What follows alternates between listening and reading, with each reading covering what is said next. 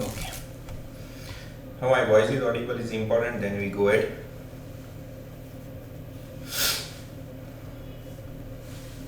Pintu, Devanshi, Jil. Chalo, good morning, good morning.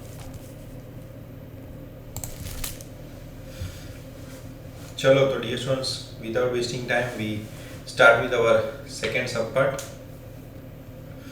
Again, जितने important case study है वो से लॉन्ग क्वेश्चन भी मैं करवा ही दूंगा, बट मुझे ऐसा लगता है कि आउटपुट थोड़ा केस स्टडी में रॉन्ग डायरेक्शन में जाता है, तो उसको अपने बेस्ट तरीके से पहले ले लेते हैं. चलो let start. Mock test series 2 के क्वेश्चंस कर रहा हूँ मैं. सबसे पहले छोटे छोटे क्वेश्चन, इसमें 2-3 केस स्टडी बहुत अच्छे हैं, बट व्हाट आई वांट कि आप साथ में ही रहो and you keep on chatting कि भाई सर इसका आंसर यस होगा नो होगा. मैं क्वेश्चन थोड़ा प्रॉपर तरीके से पूछ लेता हूँ. एनसी केस स्टडी का भी वेटेज बढ़ गया है. ओके, 30-40 मार्क्स 50 मार्क्स तक चला जाता है. So we have to be very much cautious exam time. तो शुरू करते हैं. In the lights of provision of Indian Contract Act 1872, mister S and mister R made contract when S agreed to deliver paper cup manufacturing machine, यानी paper cup manufacturing machine देना है R को, and to receive payment on delivery.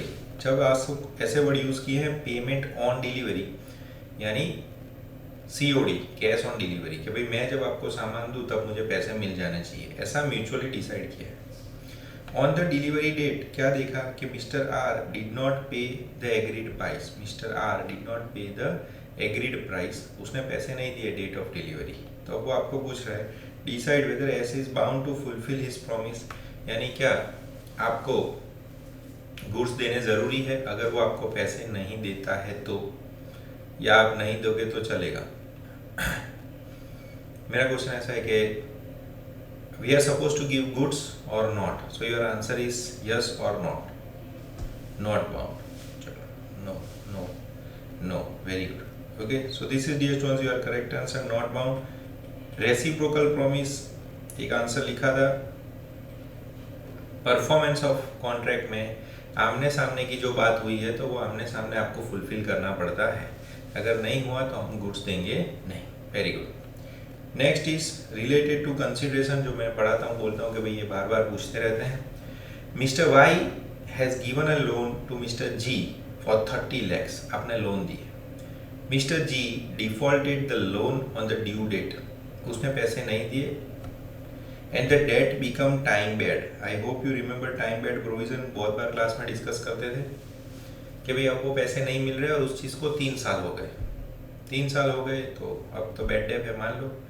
After the time bed debt, 3 साल के बाद mister जी ऐसा बोल रहा है कि भाई हाँ मेरे अंदर का आदमी जाग चुका है और मैं वो पुराने पैसे आपको देने के लिए रेडी हूँ. Okay, mister G agree to settle full amount to Y. Now question is that कि क्या हम ये पैसे ले सकते हैं, whether the acceptance of time bed debt is enforceable as per the Indian Contract Act. क्योंकि अब जब वो हमें 30 लाख देगा हम उसे कुछ देने नहीं वाले, तो क्या ये एक्सेप्टेबल है? यस, एक्सेप्टेबल है. और ध्रुव का रीडिंग काफ़ी अच्छा है, वो आंसर हमेशा एक पॉइंट के साथ देता है. एक्सेप्टेबल विदाउट कंसिडरेशन, याद है ना आपको, this was a rule, consideration के बिना में आता है ये. So very good, majority answer correct. Very good. देखो कंफ्यूजन होगा तो हम अंदर जाएंगे, अगर आपके आंसर राइट आते हैं तो वो हम स्पीड पकड़ के आगे ही बढ़ेंगे. फिर आता है A and B entered into a contract to supply a unique item. Dear unique item क्या होता है? कोई ऐसा यूनिक चीज़ बनाया जो सब जगह पे अवेलेबल नहीं है. तो ए और बी का ऐसा कॉन्ट्रैक्ट था to supply unique item, alternate of which it is not available in the market, यानी उसका कोई अल्टरनेटिव मार्केट में अवेलेबल भी नहीं है उसके जैसा. अब लास्ट मोमेंट पे ए ने रिफ्यूज़ कर दिया कि भाई मैं आपको वो यूनिक आइटम नहीं दूंगा. तो क्वेश्चन ये है कि what direction could be given by court. Court क्या बोलेगी सामने वाली पार्टी को कि अगर वो गुड्स नहीं देता है तो चलेगा या पैसे देगा तो चलेगा. मीन्स मेरा क्वेश्चन ऐसा है कि गुड्स देने हैं या पैसे देने हैं. अगर वो गुड्स नहीं देता है तो एज ए डैमेजेस.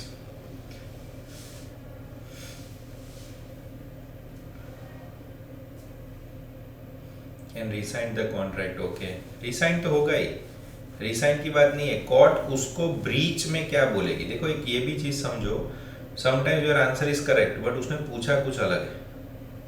उसने ऐसा पूछा है कि कोर्ट क्या बोलेगी कि भाई आपने वादा तोड़ा तो अब क्या करना है। चलो अपने पास मिक्स आंसर है। ये स्टूडेंट्स कोर्ट क्या बोलेगी, तो देखो कोर्ट आपको दो चीज बोल सकती है, या तो आप गुड्स दो या तो आप डैमेजेस दो। बट ध्यान से देखो ये डियर स्टूडेंट्स यूनिक आइटम थी। यूनिक आइटम यानी आप समझ लो कि भाई बाप दादा के ज़माने का कोई चीज़ है, तो उसको मनी में हम कंसीडर नहीं कर सकते क्योंकि वो पैसे वाली चीज़ है नहीं। इसलिए कोर्ट उसको क्या बोलेगा, आपको गुड्स ही देना है। Generally damages is a fair answer. Generally damages is a fair answer. मैं आपको केस स्टडी सब इसीलिए करवा रहा हूँ कि हम जो दिमाग में सोचते हैं वैसा इंस्टीट्यूट कई बार नहीं सोचता।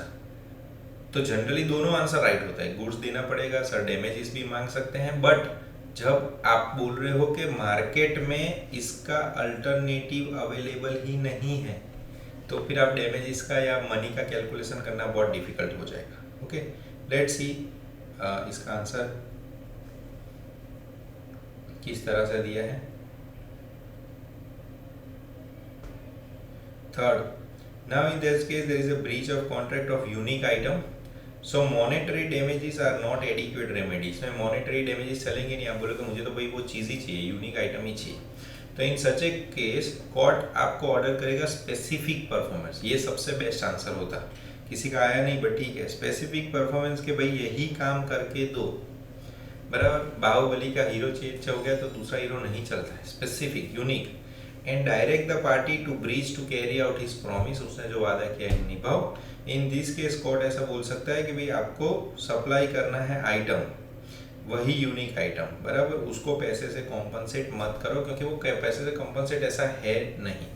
यूनिक आइटम है इसीलिए। अगर ये यूनिक आइटम नहीं होता तो आपके सब आंसर राइट थे। तो ऐसे छोटे छोटे पॉइंट हमें देखने हैं। Okay, now let's see next. Company sect का केस में गड़बड़ नहीं होनी चाहिए। हाँ डियर स्टूडेंट्स, तो फेवरेट होना चाहिए आपका, you should excel company sect, बराबर। सब्सिडरी, गवर्नमेंट, स्मॉल कंपनी नहीं चलता उसमें गड़बड़। No limit private company is incorporated as unlimited company dear students. Okay, no limit private company. और देखो इसके आंसर्स आपके पास हो तो भी देखो मत, क्योंकि हमें चेक क्या करना है कि हम अभी तक जितना पढ़े उससे हमारा रीडिंग स्किल कितना डेवलप हुआ। नहीं हुआ है तो हम कर रहे हैं ना, अभी अपने पास टाइम है। So no limit private company is incorporated as an unlimited company having share capital of 10 lakhs। One of its creditor, उसमें से एक जो अपना क्रेडिटर है मिस्टर सैम्यूल, क्रेडिटर यानी जिसको पैसे लेने हैं, इसने केस फाइल किया एक शेयर होल्डर के सामने जिसका नाम है mister Innocent to recover his debt against no limit private company. Shareholder के सामने केस किया, क्यों? तो कि भाई कंपनी क्या थी, unlimited company. Mister innocent has given a plea. Mister innocent ने बोला कोर्ट में कि भाई वो तो सिर्फ शेयर होल्डर है, वो कैसे पैसे देगा। तो explain whether mister Samuel will be successful in recovering his due from mister Innocent. क्या सैम्यूल मिस्टर इनोसेंट पे केस करेगा तो उसको पैसे मिलेंगे? तो पहला आंसर यस और नो में आएगा, फिर आपको कुछ इनपुट देना हो तो। क्वेश्चन समझ में आया ना? अनलिमिटेड कंपनी है। चलो, नो, आकांक्षा, जय, हनी, देवांशी, जीत, पिंटू, नीति, ध्रुव। एसएलई क्या होता है ध्रुव? What is SLE? चलो very good, majority answer is no. अच्छा, SLE separate legal entity. Okay okay okay sir, company पे केस करना है, वेरी गुड। तो देखो यहाँ पे सैम्यूल जीत नहीं सकता, बट देखो इसमें भी एक ट्रिक क्वेश्चन है। मेरा इंटेंशन आपको ट्रिक समझाने का ही है कि इंस्टीट्यूट क्या चाहती है। जैसे इसने आपका नो लिखा तो आपका 1 मार्क पर कन्फर्म है, आपका आंसर राइट है। दूसरा, जिसने ऐसा लिखा कि शेयर होल्डर पे नहीं कंपनी पे कर सकते हैं, तो आपको 1 मार्क और मिलेगा। तो सर 4 मार्क है। 4 मार्क एक दूसरे पॉइंट के लिए कि डियर स्टूडेंट्स, क्रेडिटर्स जो होते हैं अगर वो मीटिंग बुलाते हैं और ऐसा डिसाइड करते हैं ये लोग पैसे नहीं दे सकते और इंसॉल्वेंसी प्रोसीडिंग स्टार्ट करते हैं। इंसॉल्वेंसी प्रोसीडिंग यानी कंपनी डूब रही है तो आप हमें पैसे दो, और कोर्ट से इंसॉल्वेंसी प्रोसीडिंग स्टार्ट करवा दिया तो अब आप आंसर सुनो ध्यान से, अब आप उसके शेयर होल्डर से भी पैसे मांग सकते हो, क्योंकि अनलिमिटेड कंपनी के शेयर होल्डर उसके ओनर ही होते हैं। बट जब तक कंपनी इंसॉल्वेंट नहीं होती, जब तक कंपनी इंसॉल्वेंट नहीं होती तब तक आप शेयर होल्डर से पैसे नहीं मांग सकते। ओके, तब तक आप शेयर होल्डर से पैसे नहीं मांग सकते। ओके, लिमिटेड लायबिलिटी हो तो भी आपको पता ही है ना कि शेयर होल्डर से पैसे तो मांग सकते हैं जब कंपनी लिक्विडेट हो रही हो तो, पेंडिंग पैसे हो तो, बट ऐसे ही नहीं मांग सकते। तो आप लोगों ने जो दो आंसर दिए उसके आपके 4 में से 2 बराबर, और ऐसे जो एक एक ट्रिक पॉइंट है वो समझते जाओ। Okay, so I am reading answer for your reference. तो जैसे देख, सबसे पहले उसने समझा it is an unlimited company means they do not have limit on liability of members. Liability of member extends to whole amount of company's debt. Unlimited यानी liability unlimited है, but he will entitled to claim as a contribution from other members. But in this case company has share capital. Okay, so going concern है अभी, going concern यानी company बंद नहीं हुई है. So the share is of only liability which can be enforced by company. So creditor अगर institute करता है प्रोसीडिंग किसके लिए, कंपनी बंद कराने के लिए, वाइंडिंग अप के लिए, ऑफिशियल लिक्विडेटर बुलाएगा कंट्रीब्यूशन तो सबको देना पड़ेगा unlimited. But on the above basis it can be said कि Samuel can not directly claim the dues against the company from mister Innocent and shareholders of the company even if the company is unlimited company. Okay, but अब देखो ध्यान से, Mr. Innocent is liable up to his share capital. Share capital तक वो liable है, but his unlimited liability will arise, वो भी आ सकती है अगर ऑफिशियल लिक्विडेटर मेंबर्स के कंट्रीब्यूशन मंगवाना शुरू करता है। बट कब, अगर वाइंडिंग अप है तो आप समझो इसमें से 2-2.5 मार्क ये कॉर्नर क्वेश्चंस के हो जाते हैं। ओके, एंड इट्स ओके, अपने सीख रहे हैं, बट ऐसा एकदम सिंप्लीफाइड वर्जन नहीं दिखता जैसा हमें क्वेश्चन में दिखता है। बट इट इज गुड अगर आपका फर्स्ट थॉट में आंसर राइट आता है, इट्स ग्रेट। बट ऐसे ऐसे पॉइंट देखते जाओ। A company registered under section 8 I hope everyone remembers. Company 2013 consistently profit make कर रहा है पिछले 5 साल से। After major change in management structure हुआ भी तो फ्यू मेंबर्स बोल रहे हैं यार इतने सारे पैसे हैं क्या करना है, चलो डिविडेंड लेते हैं, डिस्ट्रीब्यूशन ऑफ प्रॉफिट। कैन, ये पहला क्वेश्चन है उनका, can company distribute dividend, that will be for 1 mark. If yes तो कितना परसेंटेज तक हम डिविडेंड ले सकते हैं, ये दूसरा क्वेश्चन है। और तीसरा क्वेश्चन है also to discuss along with अगर रेगुलर मैटर, कंपनी को एक जनरल मीटिंग बुलानी है 14 दिन में, तो क्या ये वैलिड है। अब आई होप यू अंडरस्टैंड कि ये 3 क्वेश्चन के 3 मार्क हैं। आप जल्दी जल्दी में एक आंसर लिख के आओगे तो भी गड़बड़। ओके, चलो क्या लगता है, पहले क्वेश्चन का आंसर यस नो, दूसरे का आंसर परसेंटेज, तीसरे का आंसर यस नो, कॉमा करके लिख सकते हो, yes comma no comma yes, yes comma yes comma yes.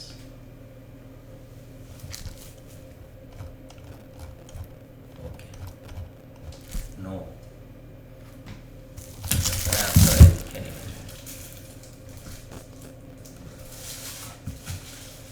Krishna sir company section 8 cannot distribute.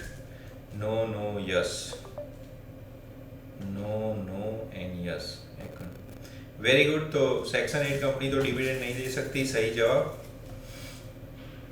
और तीसरे का आंसर है यस, करेक्ट। चलो खुशी, दर्शित, मैत्री, Kishan, fine, very good, correct. Directors distribute नहीं कर सकते, कोई भी डिस्ट्रीब्यूट नहीं कर सकता। ओके, चलो एक और क्वेश्चन नंबर 2 में जाते हैं। Mister G has some goods, mister G sold some goods to mister H for a certain price and he issued an invoice, but payment जो था in respect of same was not received, उसके पैसे नहीं मिले। Goods were packed and lying in the godown of mister G, आपके godown में goods थे, goods आपने बेच दिए। Goods were packed and lying in godown of mister ji, goods were inspected by H, agent, H का agent देख के भी गया, found to be in order, यानी सब गुड्स परफेक्ट है। Later on dues of the goods were settled in cash, फिर उसने पैसे कैश में दे दिए, ऑलमोस्ट ट्रांजेक्शन खत्म हो गया। आफ्टर रिसीविंग कैश, जी ने एच को बोला कि भाई good should be taken away from his godown to enable him to store other goods purchase by him, कि भाई दोस्त तुम्हारा सामान लेके जाओ, मेरे पास जगह है नहीं। After one day, since H did not take the delivery of goods, mister G kept the goods out of godown in an open space. Due to rain some goods were damage, due to rain some goods were damage, आपने सामान बाहर रख दिया। Referring to provision of Sale of Goods Act, analyze the situation, decide who will be responsible for above damage। तो पहला question ये है, पहले प्रोविजन लिखना है सेल ऑफ गुड्स एक्ट। अब इसके लिए रिस्पॉन्सिबल कौन है, जी की गलती है कि एच की? गुड्स बिगड़ गए तो, क्योंकि एच ने गुड्स बाहर रखे थे, तो पहला क्वेश्चन वो है। और दूसरा, will your answer be different अगर dues is not settled in cash and it is still pending? जी की गलती है, जी आंसर मिक्स आ रहा है, जी एच भी आ रहा है अभी। डियर स्टूडेंट्स, ये कौन सा प्रोविजन है पता है आपको? सेल ऑफ गुड्स एक्ट के यूनिट 3 का। यूनिट 3 में आपको जब पढ़ाता था मैं बोलता था ये दिमाग बिना का प्रोविजन है। याद है आपने આવું કરતા था कि एक माटीનો ढगलो હોય ને એવી રીતે ઘઉંનો ढगलो હતો, फिर हम उसके लिए 100 किलो के 4 बोरी मिक्स करके रखते हैं, फिर हम उसको इन्फॉर्म करते हैं कि तुम आके लेके जाओ, फिर वो नहीं आता और उसके पहले बाढ़ आ जाती, तो क्या वो लायबल है? तो आंसर ऐसा था, हाँ वो लायबल है। ओनरशिप कब ट्रांसफर होती है इसमें कि आपने उसको इन्फॉर्म कर दिया, नोटिस दे दी, डिलीवरेबल स्टेट में है और सेल हो गया, ऑफर एक्नॉलेजमेंट आपने दे दिया। ये 3-4 चीज होती थी बेसिक, तो ओनरशिप ट्रांसफर हो जाती थी। यहाँ पे आप ध्यान से देखोगे ना तो इनवॉइस दे दिया है, पेमेंट कैश में मिल गया है, आपने उसको बोल दिया था तुम लेके जाओ, बट फिर भी वो लेके नहीं गया। तो यहाँ पे क्या हुआ, आपने यूज़ किया है कॉमन सेंस, जो मोस्टली काम लगता है। बट जब ये यूनिट 3 पढ़ा रहा था सेल ऑफ गुड्स एक्ट का, मैंने आपको बोला था यहाँ पे आप कॉमन सेंस यूज़ करोगे तो गड़बड़ होगी। आपको याद भी होगा मैंने ऐसा भी एक एग्जांपल दिया था कि मान लो पेट्रोल का या डीजल का या ऑयल का एक टैंक है जिसमें 1000 लीटर टैंक था या 100 लीटर, उसमें से 60 बॉटल्स पैक करके रखी थी, 40 बॉटल एम्प्टी थी, फिर आग लग गई और सब जल गया, तो वो पैसे किसके देंगे? आप बोलोगे सर कुछ नहीं देगा वो पैसे, सब जल गया। तो आंसर ऐसा नहीं था, आंसर ऐसा था 60 के पैसे देने पड़ेंगे। क्यों? क्योंकि आप वहाँ पे ही बैठे थे, नोटिस है, गुड्स पैक हो गए, डिलीवरेबल स्टेज में हो गए, यानी ओनरशिप ट्रांसफर। तो देखो ये 7 मार्क के क्वेश्चन में, एक ट्रिक क्वेश्चन में अपने फंस जाते हैं और फिर अपने सोचते हैं मार्क्स आने चाहिए बट आते नहीं हैं, फिर हम फंस जाते हैं। तो लेट्स सी कि सेक्शन 44 में ऐसा था कि जब आप गुड्स डिलीवर कर देते हैं, बायर को रिक्वेस्ट कर देते हैं और बायर रीजनेबल टाइम में नहीं ले जाता, तो वो हमारा प्रॉब्लम नहीं है। So final answer is, in the given case mister G has already intimated mister H कि he wanted to store some other goods and H should take the delivery of goods from the godown of Mr. G। तो यहाँ पे ownership transfer हो गई है, तो loss of goods should be borne by mister H. Okay, और answer तो change नहीं होगा, वो बराबर है, कैश में किया हो गया, बट यहाँ पे आपको ध्यान रखना है। Is it okay? ये फर्स्ट पार्ट है। सेकेंड पार्ट के अंदर कि भाई पूरा ट्रांजैक्शन खत्म हो गया था। I hope you remember dear students, नहीं याद रहा आपको? चलो 2 मिनट में बता देता हूँ, थोड़ा रिकॉल कर लेंगे। ये जब यूनिट 3 पढ़ाता हूँ ना तब मैं आपको बोलता था ऐसा कि ओनरशिप कब ट्रांसफर होती है, फिर ऐसा मैंने लिखवाया भी होगा, बट प्रॉब्लम आप लोग मेजोरिटी बच्चे लिखते नहीं हो। तो अभी भी बोल रहा हूँ, रोज 2-4 पेज लिखो, लो के क्वेश्चन आंसर, लैंग्वेज फ्लेयर लाना है। When ownership is transferred, and be sincere dear students, you should be sincere enough। CA लिया है हमने, मजाक थोड़ा किया है। When ownership is transferred कब ओनरशिप ट्रांसफर होती है? तो गुड्स हमने अलग किए, सेग्रीगेट किए, सेट असाइड किए, गुड्स डिलीवरेबल स्टेज में है यानी रेडी टू डिलीवर, तो यहाँ पे रेडी टू डिलीवर था और आपने उसको नोटिस दे दी, और कोई एडिशनल कंडीशन होती तो, बाकी तो कुछ था नहीं, तो इतनी चीज़ होती है तो ओनरशिप ट्रांसफर हो जाती है। तो अब यहाँ पे क्या होता है, पैसों का हिसाब हो गया यानी सेल भी हो गया।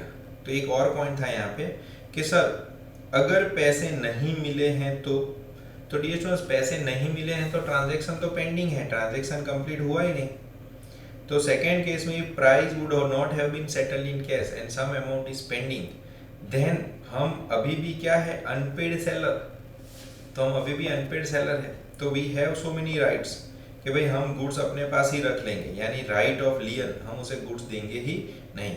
And when contract is for sale of price and payable on the day certain irrespective of delivery, और पैसे हमें नहीं मिले हैं तो ओनरशिप भी उसकी जाएगी, तो हमारी रहेगी। और अगर फिर गुड्स चोरी हो गए तो वो सेलर का लॉस होगा। अगर उसने पैसे नहीं दिए हैं तो, दिए होते तो अलग बात थी। So again a very good question. OPC direct question, you can easily right. LLP और लिमिटेड लायबिलिटी कंपनी और पार्टनरशिप का difference, that you can write. Now this is again very good question, બધા ધ્યાનથી જો, उतार नहीं करवानी, और आंसर पे अभी मत जाओ। देखो यही गलतियां एग्जाम में होती है, अभी हम डिस्कस कर रहे हैं ना, खाली देखो, चेक करो and see, you will remember what I am telling. यार ये ध्यान से नहीं देखा था, मार्क्स कट गए थे। Okay, PQRS are partner in PQRS and company, 4 partner.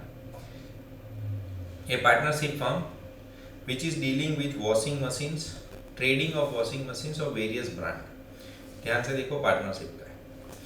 Due to conflict हुआ between partners, PQ decided to leave the partnership छोड़ दी उन्होंने। और meanwhile they started competitive business, उसने एक दूसरा competitive business चालू किया, तारीख दी है, in the name of PQ and company। अब देखो ये PQRS एंड कंपनी था, ये PQ and company. Meanwhile R&S continued using the property in the name of this, वो तो पुरानी प्रॉपर्टी पे ही काम कर रहे हैं और उसमें PQ को शेयर भी दे रहे हैं, बराबर। Based on above facts, explain the rights of outgoing partner। तो आपको पता है ना, कोई पार्टनर जाता है तो उसका राइट होता है कि वो पुराने फर्म में से उसका हिस्सा लेगा, प्रॉफिट लेगा, प्रॉपर्टी लेगा। प्रॉपर्टी अगर वो लोग नहीं दे पाते हैं तो उस पर लोन खड़ी हो जाएगी, एग्जीक्यूटर अकाउंट, और लेट पैसे देते हो तो उस पर 6% इंटरेस्ट देने का वो पूरा प्रोविजन लिखना है outgoing partner as per partnership act and comment on following. अब यहाँ पे आंसर मुझे चाहिए, यस और नो में। क्या PNQ कॉम्पिटिटिव बिजनेस चालू कर सकते हैं?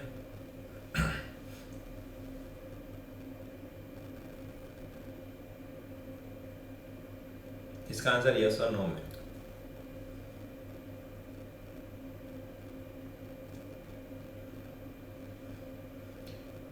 चलो मिक्स आंसर आता है, yes no yes no yes no yes no yes no, एक के मत बोलना, नो, और जो प्रॉफिट होगा सब 2 कंडीशन है। ओके, दूसरा, चलो वेरी गुड, यस नो में है तो ये डिस्कस करने वाला पॉइंट हो गया जहाँ पे कंफ्यूजन होता है वो। और दूसरा PQ regarding share in property,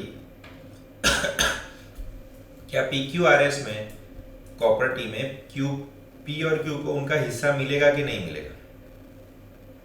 वो अलग हो गए तो P और Q को उनका हिस्सा मिलेगा कि नहीं, ऐसा पूछ रहे हैं। They will have right in PQRS।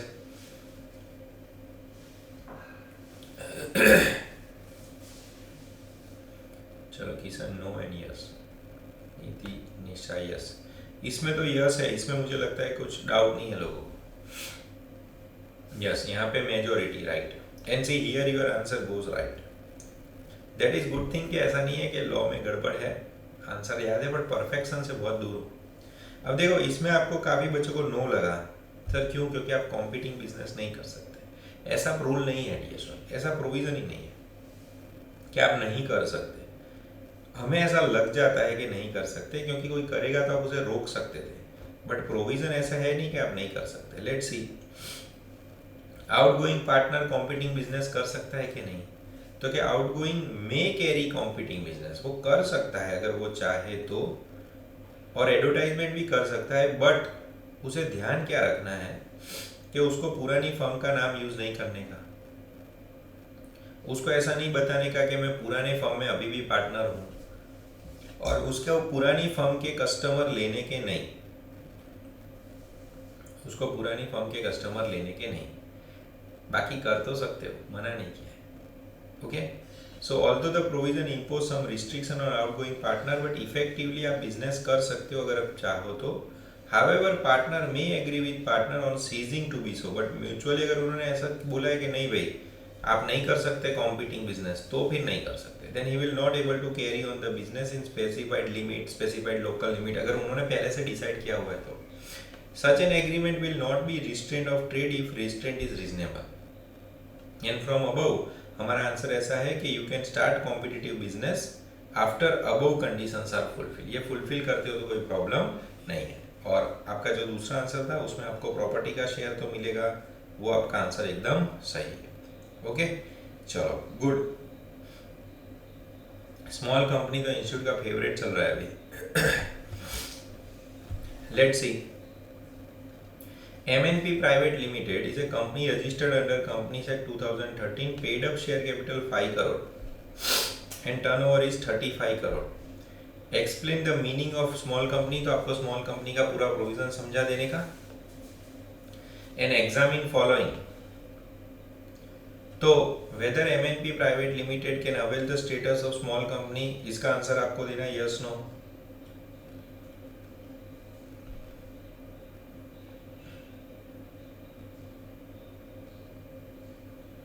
No, paid up capital is 4 crore.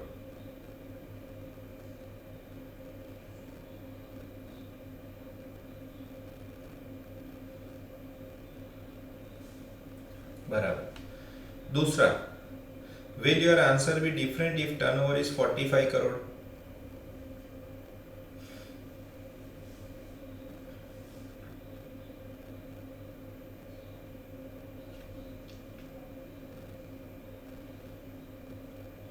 No, very good. चलो ये ऑलमोस्ट करेक्ट आंसर है, तो इसमें हम टाइम इन्वेस्ट नहीं करते। Very good everyone, nice. चलो स्मॉल कंपनी आपका कवर्ड है। उसके बाद है M limited contract with Shanti traders. ये मॉड्यूल का क्वेश्चन है, जिसकी याददाश्त शक्ति अच्छी होगी तो मिलेगा।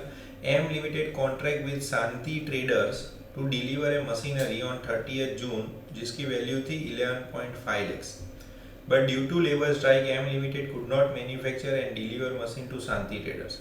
लेटर ऑन शांति ट्रेडर्स के पास ऑप्शन नहीं बचा तो उसको दूसरी जगह से लेना पड़ा, यानी एम को देने का था शांति ट्रेडर्स को 11.5 में, बट एम ने शांति को नहीं दिया, यानी शांति ने किसी और से लिया।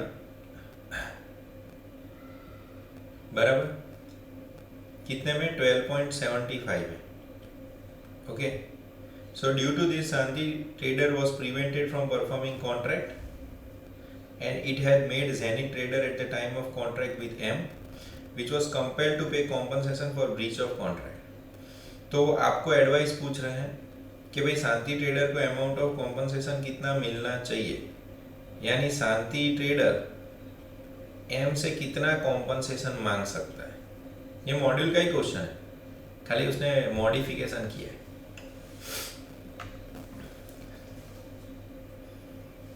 डैमेजेस में आएगा, और कौन सा डैमेजेस होगा? ये टाइप ऑफ डैमेजेस में क्या आएगा डियर सर? अमाउंट तो इजी है क्योंकि गैप ही है। 1.25 lakhs damages is correct, but what is the type of damages which we are claiming? 5-6 type थे ना, आकांक्षा से स्पेशल डैमेज, उन्नति से ordinary damage, Jenil ordinary damage. Type of damage, Jiya normal, Shahid ordinary, Kishan ordinary, non delivery of goods charge. बराबर है, non delivery, but damages कौन सा है? Ordinary. ये one correct answer 1.25 and ordinary damages. ये स्पेशल डैमेज थोड़ा है, स्पेशल डैमेज तो आपको पहले से इन्फॉर्म करके रखना पड़ता है। ओके, अब ऐसे डायरेक्ट क्वेश्चन भी आते हैं नेगोशिएबल के, तो ध्यान रखो। Inchoate, ambiguous instrument. Inchoate means incomplete, ambiguous यानी कंफ्यूजिंग। आप उसे बिल प्रॉमिसरी नोट भी बोल सकते हैं, बिल ऑफ एक्सचेंज भी बोल सकते हैं, उसको negotiable instrument. Negotiable instrument is also must chapter ना डी। चलो नेक्स्ट, करेक्ट आंसर था आपका। अब छोटा question, Ram sells 200 bales of cloth to Shyam and sends 100 bales by lorry and 100 bales by railway. Okay, 100 lorry से 100 रेलवे से। Shyam receives the delivery of 100 bales by lorry, lorry वाले goods आ गए, but before he receives the delivery on bales by railway, यानी railway वाले अभी नहीं आए, he becomes bankrupt, यानी बायर के पास पैसे नहीं है, बट लॉरी वाले गुड्स आ गए, रेलवे वाले बाकी। Ram is still unpaid, Ram को अभी पैसे मिले नहीं, तो उसको स्टॉप इन ट्रांजिट करने की इच्छा है, गुड्स रास्ते में रोकने की इच्छा है। तो पहला क्वेश्चन तो ऐसा है, क्या राम रोक सकता है गुड्स? दो गुड्स थे उसके, लॉरी के और रेलवे के,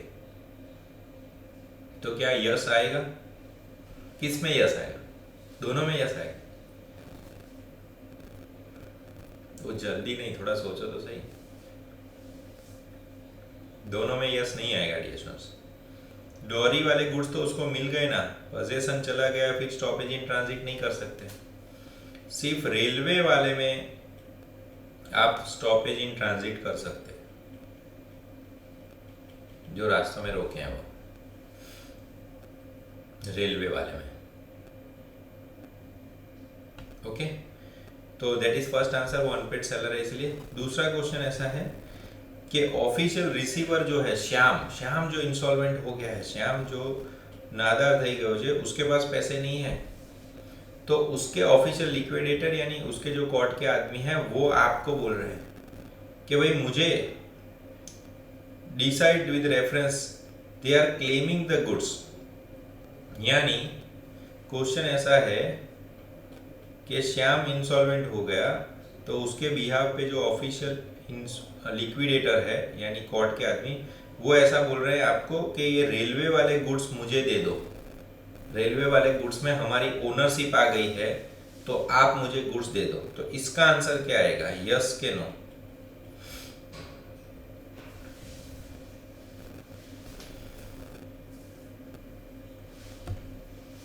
चलो यहाँ पे majority answer is correct, no आएगा। क्यों पता है? हम खुद ही अनपेड हैं, हमें ही पैसे नहीं मिले।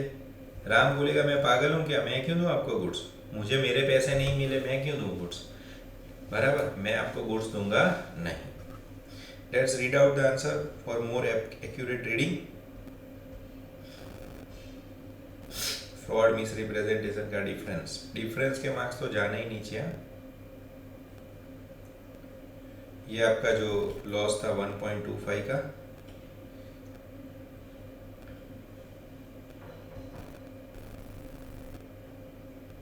फिर स्टॉपेज इन ट्रांजिट कब कर सकते हैं? सेलर अनपेड है, पोजेशन गया ट्रांजिट में, एक्सेट्रा।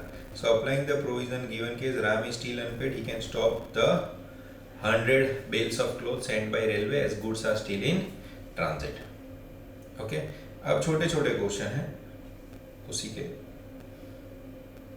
कि भाई classify the transaction and type of goods. ये कौन से टाइप ऑफ गुड्स में आएगा, कौन से टाइप ऑफ गुड्स में आएगा?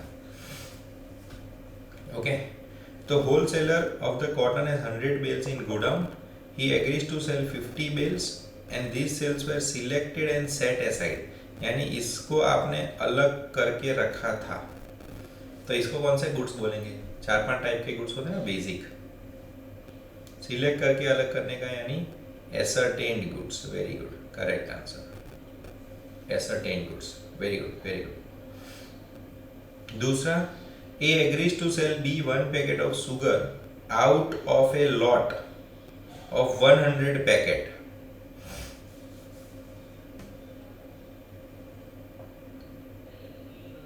ये अलग नहीं किए अभी तक, ओके, अनएसर्टेन गुड्स हैं, अलग ही नहीं किए। T agrees to sell all the apples which were produced in the garden of this year. This year जो गार्डन में गुड्स जितने भी एप्पल ग्रो होंगे वो सब मैं आपको बेच दूंगा। We can say it is a future goods, और फ्यूचर गुड्स का स्पेलिंग इतना गलत क्यों आ रहा है? और फ्यूचर गुड्स का हम क्या करते हैं, सेल नहीं कर सकते, उसका करना पड़ता है आपको एग्रीमेंट टू सेल। याद है ना आपको, फ्यूचर गुड्स का सेल नहीं कर सकते, क्या कर सकते हैं, एग्रीमेंट टू सेल। तो करेक्ट आंसर। चलो फिर, ये तो मैंने पढ़ाया नहीं है बट अभी कवर कर रहा हूँ, केस जैसा है इसलिए। एजेंसी का है, I have not taught but still will see, बराबर। ऐसे तो काफ़ी चीज़ मैंने नहीं पढ़ाई, बट अभी हम सेग्रीगेशन नहीं कर रहे, हम सब पढ़ रहे हैं। A gives authority to B, A ने बी को अथॉरिटी दी कि तुम मेरी ज़मीन बेचो और फिर पैसे मुझे देना और थोड़े तुम रख लेना out of the process, the dates due from him from A. But इसके बाद हो गया A becomes insane, A becomes insane. तो क्वेश्चन ऐसा है कि ऐसे सिनेरियो में क्या आपकी एजेंसी टर्मिनेट होगी? तो आंसर आएगा यस और नो।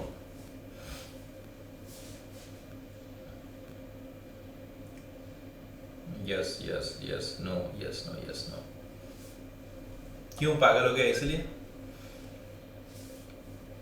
यशवी नो बोल रही, बाकी सब यस बोल रहे, यशवी क्यों नो बोल रही?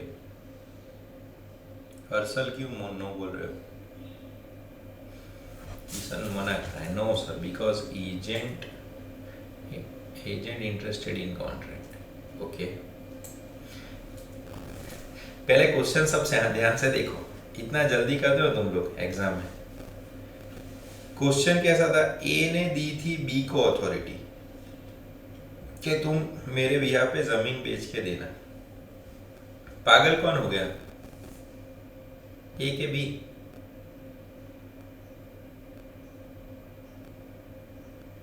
हाँ, तो ए पागल हो गया ना, तो बी की एजेंसी क्यों कट करनी है आपको? बी तो जेन्युइन ही है, बी तो नॉर्मल ही है। आप खाली इनसेन वर्ड देख के आंसर मत दो, इनसेन वर्ड देख के आंसर मत दो। यहाँ पे ए इनसेन हुआ है तो यहाँ पे नहीं होता कैंसल डी एस। ओके, आप जल्दी जल्दी में बहुत आंसर देते हो डी एस। यहाँ पे in the given question A have given authority to B to sell the land and pay himself. As per facts of question A can not revoke his authority nor it can be terminate by his insanity. B will continue. Quick answers marks जा रहे हैं। दूसरा, ए appoints B, again नहीं पता चलता है तो ऐसा लिखने का, नहीं पता चलता है तो बेसिक लिखो। ए gives authority, appoints B as A's agent to sell his land. B under his authority of A appoints C as further agent. Okay. Afterwards, A revokes the authority of B. A B को निकाल देता है कि तुम मेरे agent नहीं बन सकते। क्वेश्चन उसका कैसा है, What is the status of agency of C? तो क्वेश्चन ऐसा है, क्या C एजेंट है या नहीं है?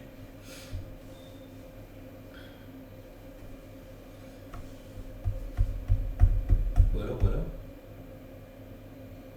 सोच के, देख के नहीं। निशा says no, Jia says no, Kishan says yes, no, C is sub agent। Mix answer हो गया। मिक्स हो यानी गड़बड़, यानी कॉन्सेप्ट में कंफ्यूजन। डियर स्टूडेंट्स, यहाँ पे आपका आंसर आएगा नो, वो नहीं कंटिन्यू कर सकता। सर क्यों? क्योंकि देखो ये सब एजेंट है, बट डियर स्टूडेंट्स अगर आपका मेन एजेंट निकल गया यहाँ से, बराबर, and this is not about sale of goods X sub agent. आप ध्यान से देखो, ए ने बी को दिया, अगर बी को ही आपने निकाल दिया तो उसके बाद वाली चेन तो ऑटोमेटिक कैंसिल हो जाएगी ना। अगर आपने बी को ही निकाल दिया तो सी तो ऑटोमेटिक ही निकल जाएगा ना। Is it okay? So let's see the answer to be more precise.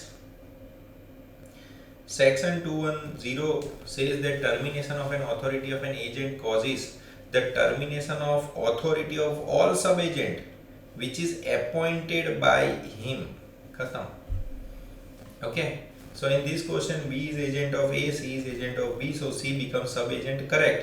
But when A revokes the authority of B as a result of termination of authority of sub-agent appointed by B, automatic नीचे removal हो जाता है, बराबर. वो पागल हो गया वो बात नहीं है, ये तो अलग पावर है.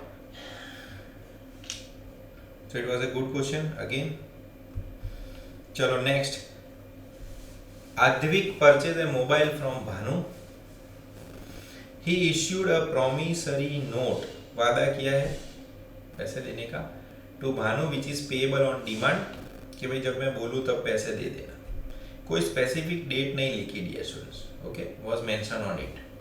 मैच्योरिटी हो गई, यानी जो भी इन्होंने डिस्कस किया था 6 महीने 4 महीने. अब Bhanu did not present the promissory note, उसने प्रोमिसरी नोट दी नहीं उसको. As promissory note was not duly presented for payment, whether. अब क्वेश्चन ऐसा है कि Advik would be discharge from liability. अब अद्विक पैसे नहीं देगा तो चलेगा क्योंकि उसने प्रेजेंट ही नहीं किया और उसमें डेट तो लिखी भी नहीं थी. तो क्या आप अद्विक को पैसे देने पड़ेंगे या नहीं? Means Advik will be liable to pay और not is the question. Harshal yes, Akanksha yes, Renuka yes, इंटू yes, Dhruv Solanki yes, correct. You will be liable to pay. Dear students, on demand था ना. ऑन डिमांड का मतलब जब मांगेगा तब. ऑन डिमांड का मतलब जब मांगेगा तब. जब वो पैसे मांगेगा तब आपको देना है, तो फिर डेट का कोई इंपॉर्टेंस रहता नहीं. So all answer correct, very good. ये क्वेश्चन देखो ध्यान से. Shiva gave a gift of 21,000 to his sister through a check issued in her favor on occasion of रक्षा बंधन. शिवा ने उसकी सिस्टर को चेक दिया रक्षाबंधन पे. Afterwards, Shiva informed her sister not to present the check for the payment and also informed bank के भाई stop payment कर दो. Examine the provision of negotiable instrument act. क्या शिवा ने जो काम किया है वो सेक्शन 138 में ऑफेंस है कि भाई चेक दिया और फिर आप मना कर रहे हो? सब नो यस कर रहे हो. नो ज़्यादा है sir. No because it is gift. Very good. आधे लोग तो यस भी बोल रहे हैं. Section 138 not applicable. Exception to 138. No, it is gift. Very good dear students. इसमें आपका आंसर आएगा नो, क्योंकि ये गिफ्ट है. Correct answer. बराबर वो एक्सेप्शन में आता है. प्रोविजन के अंदर ऐसा है, दिस इज एप्लीकेबल जब आपका कोई लीगली एनफोर्सेबल डेब्ट हो. So in the instant case Shiva gifted this cheque, so it is in a present mode, so the cheque was given as a gift and provision of 138 is not applicable to Shiva. Very good. Quantum merit बहुत important question है. बराबर. Caveat emptor बहुत important question है. ऐसे important question भी काफ़ी सारे हैं यहाँ जिसको आप डायरेक्ट क्वेश्चन के लिए एक्सपेक्ट कर सकते हो. ओके, कल मैं एक और मॉक कराऊंगा. कौन सा 3 या 4 नहीं है, बट अभी आप आपके एंड से फुल पढ़ते रहो. और ऐसे ये पेपर देखो, एक कैसी चीज़ होती है पता है डियर, ऐसे जो लॉन्ग क्वेश्चन है ना, जैसे मान लो ये हो गया केवीएट एम्प्टर, पहले पूरा पढ़ो, फिर उसके बुलेट पॉइंट लर्न करो, बुलेट पॉइंट लिखो, फिर उसको इंटरनली लिखो कि भाई इसमें ये पॉइंट है, एक पॉइंट, और ऐसा लिखो. आप रोज 2-3, अभी तो टाइम कम है, 4 क्वेश्चन भी आप लिखोगे ना, तो exact words, exact key points आप लिखोगे, you will get easily 70. If you don't write down then it's very difficult to even get 40. Okay, आता है ऐसा नहीं भाई, रटो और लिखो. बराबर. लॉ सब्जेक्ट में तो ऐसा ही है. देखो आपको पता है ना, पहले सीपीटी में अकाउंट्स, लॉ, इको, एमसीक्यू सारे के सॉरी एमएसएलआर सबके सब एमसीक्यू थे डियर स्टूडेंट्स. सबके सब एमसीक्यू थे. तो उस टाइम क्या होता था, 70-80% रिजल्ट आता था, तो मेजॉरिटी पास हो जाते थे. फिर इंटर का 5% रिजल्ट आता था, फिर इंटर में सब फेल होते थे, और सबके सब मेजॉरिटी थियरी में ही फेल होते थे, क्योंकि लॉ तो वापस आएगा इंटर में 100 मार्क का, ऑडिट फिर से आएगा 100 मार्क का. तो आप समझो इंस्टीट्यूट ने सोच समझ के ऐसा सोचा है कि भाई जिसको फेल होना है ना, उसको फाउंडेशन में ही उड़ा दो, आगे नहीं. So you have to make sure कि आप थोड़ा राइटिंग प्रैक्टिस करो वरना फंसोगे। ठीक है यहाँ तक? चलो आज के लिए इतना रखते हैं। Take care. कल सुबह भी अपना लेक्चर है। चलो बाय बाय बाय।